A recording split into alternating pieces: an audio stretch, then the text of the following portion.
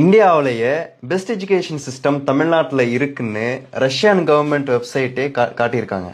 வாங்க எப்படின்னு பார்ப்போம். நீங்கள் ரஷ்யாவுக்கு படிக்க வந்தீங்கன்னா உங்களோட டாக்குமெண்ட் ரஷ்யன் கவர்மெண்ட்க்கு எக்விவலண்ட்டாக இருக்கா, உங்களோட டாக்குமெண்ட் ஒரிஜினலாக இருக்கா, அதை செக் பண்ணுறதுக்காக இந்த மாதிரி ஒரு ரஷ்யன் வெப்சைட், கவர்மெண்ட் வெப்சைட் இருக்குது. அந்த வெப்சைட் பேர் வந்து பார்த்தீங்கன்னா nic.gov.ru.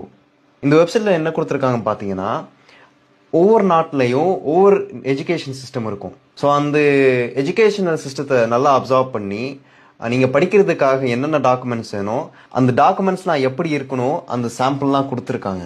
இந்தியன் டாக்குமெண்ட் பற்றி என்ன போட்டிருக்காங்க பார்த்தீங்கன்னா, 1987 இந்தியாவுக்கும் சோவியத் ரஷ்யாவுக்கும் நடுவில் இந்த மாதிரி ஒரு அக்ரிமெண்ட் போட்டிருக்காங்க. என்னன்னா, இந்த அக்ரிமெண்ட் படி இந்தியன் டாக்குமெண்ட்ஸ் ரஷ்யாவுக்கு எக்விவலண்ட்டாக இருக்குது. உங்களுக்கு தெரியும், இந்தியாவில் வந்து பார்த்தீங்கன்னா ஒவ்வொரு ஸ்டேட்லேயும் ஒவ்வொரு எஜுகேஷன் சிஸ்டம் இருக்கும். ஆனால் இங்கே வந்து பார்த்தீங்கன்னா தமிழ்நாட்டோட ஸ்கூல் சர்டிஃபிகேட்டை எக்ஸாம்பிளாக காட்டியிருக்காங்க.